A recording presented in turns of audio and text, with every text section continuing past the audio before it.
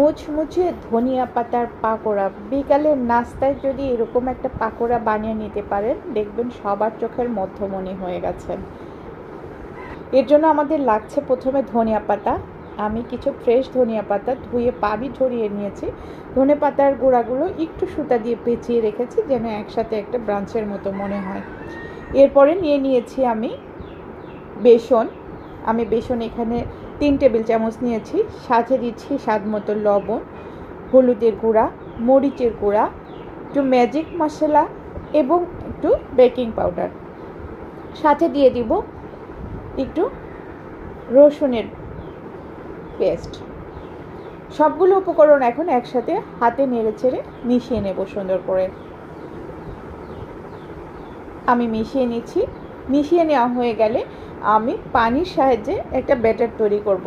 আপনারা যেরকমভাবে আলুর চপ বা বেগুনি এগুলো তৈরি করার জন্য বেসনের যে ব্যাটারটা যেভাবে তৈরি করেন, যেরকম ঘনত্বে তৈরি করেন, ঠিক একই রকম ঘনত্বে এই ব্যাটারটা তৈরি করে নিতে হবে। আমি অল্প অল্প করে একটু একটু করে পানি দিয়ে ব্যাটারটা তৈরি করে নিচ্ছি। এরকমভাবে অল্প অল্প করে একটু একটু করে পানি দিয়েই আপনারা ব্যাটারটা তৈরি করবেন, কারণ একসাথে বেশি পানি দিলে কিন্তু ব্যাটারটা পাতলা হয়ে যেতে পারে। আর যদি ব্যাটার বেশি পাতলা হয়ে যায় তাহলে কিন্তু কনসিস্টেন্সিটা ঠিক মতো থাকবে না। তো দেখেন আমি অনবরত নেড়ে চেড়ে এটাকে গুলিয়ে নিচ্ছি, যেন ব্যাটারের মধ্যে কোনো রকম দানাদার কোনো জিনিস না থাকে, কারণ ব্যাটারের মধ্যে পানি দিলে কিন্তু দলা পাকিয়ে যায়। এই জন্য ঘন ঘন নেড়ে চেড়ে আমি এরকম কনসিস্টেন্সির একটা ব্যাটার তৈরি করে নিচ্ছি। দেখেন আমার এটা হয়ে গেছে, একদম পারফেক্ট হয়েছে।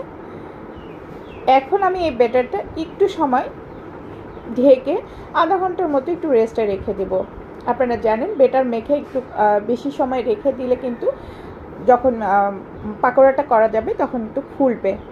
তো এবার আমি চলে আসলাম রান্নার প্রসেসিংয়ে। আমি একটি প্যান বসিয়ে তার মধ্যে সাদা তেল দিয়ে একটু গরম করে নিয়েছি। এখন একটা ধনিয়া পাতার ব্রাঞ্চ এভাবে নিয়ে এই বেসনের ব্যাটারের মধ্যে এরকমভাবে ডুবিয়ে নিচ্ছি। ডুবিয়ে নিয়ে আমি তেলে ছেড়ে দিব। আমার তেলটা দেখে আপনারা বুঝতে পারছেন তেলটা কিন্তু মিডিয়াম হিটে আছে, খুব বেশি হাই হিটও নেই, খুব বেশি লো হিটও নেই, মিডিয়াম হিটে আছে। তো এই পর্যায়ে আমি এরকমভাবে এই হিটেই মিডিয়াম হিটে রেখে আমি পাকোড়াটা উল্টে পাল্টে ভেজে নেব। এটা কিন্তু বেশি হিট দিলে পাকোড়াটা পুড়ে যাবে, আর পুড়ে গেলে কিন্তু খেতে তিতা লাগবে, এটার অথেন্টিক টেস্টটা পাওয়া যাবে না। তো এটাও আমি এক পাশ মোটামুটি এক পাশ হয়ে আসছে, আমি এখন একটু ঘুরিয়ে দিব, উল্টে দিব। উল্টে মিনিমাম 2 থেকে 3 মিনিট উল্টে আমি এই পাকোড়াটা ভেজে নিয়েছি। একটু সময় সাপেক্ষ, একটু সময় ধরে ভেজে নিতে হবে, কারণ সময়ের তাড়া থাকলে একেবারে যদি হাই হিটে ভাজা যায় তাহলে পুড়ে গেলে এটা দেখতেও যেমন সবুজ ভাবটা চলে যাবে এবং পোড়া একটা গন্ধ আসবে। তো আমি এরকমভাবে এই কারণে 2-3 মিনিট ধরে চুলার হিটটা মিডিয়াম হিটে রেখে আমি এটাকে ভেজে নিয়েছি। আপনারাও এরকমভাবে ভেজে নেবেন, তাড়াহুড়া করে পাকোড়া ভাজতে যাবেন না। তো আমার পাকোড়াটা অলমোস্ট হয়ে আসছে। আমি কোনো রকম না টেনে, ভিডিওটা একটুও টানিনি, না টেনে আপনাদেরকে পুরোপুরি ভাজার সিস্টেমটা দেখিয়েছি। দেখতে পাচ্ছেন আমার পাকোড়া কিন্তু হয়ে আসছে। আমি এই দিকটা আরেকটু উল্টিয়ে আরেকটু লাল করে ভেজে নেব, কারণ আরেকটু লাল করে ভাজলে কিন্তু মুচমুচেটা বেশি হবে। এই জন্য আমি আরেকটু উল্টে ভেজে নিচ্ছি। ভিডিওটির এ পর্যায়ে আপনারা যারা ধৈর্য সহকারে দেখছেন তাদের সবাইকে আমার অন্তরের অন্তঃস্থল থেকে শুভেচ্ছা। ভালোবেসে লাইক, কমেন্ট, শেয়ার করে পাশে থাকবেন নিত্য নতুন ভিডিও আপডেট দেখার জন্য। তো আমার পাকোড়া ভাজা কিন্তু এটা হয়ে গেছে। আমি এখন এটাকে তেল ঝরিয়ে তুলে নেব। আমি এই পর্যায়ে একটা খুঁটুনের সাহায্যে এটাকে উঠিয়ে নিচ্ছি। দেখতে পাচ্ছেন কি লোভনীয় হয়েছে দেখতে।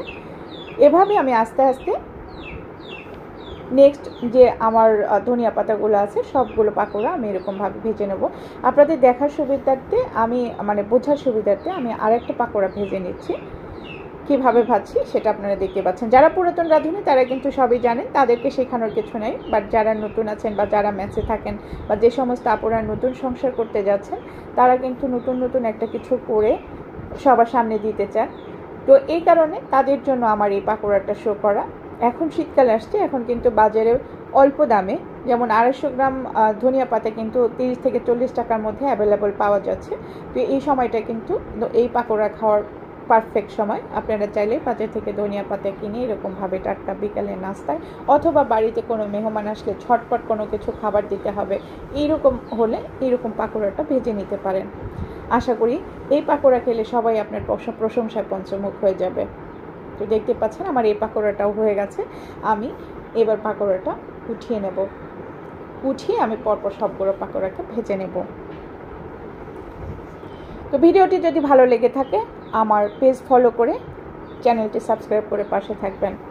দেখা হবে নেক্সট কোনো ভিডিওতে। সে পর্যন্ত ভালো থাকবেন, সুস্থ থাকবেন। আল্লাহ হাফেজ।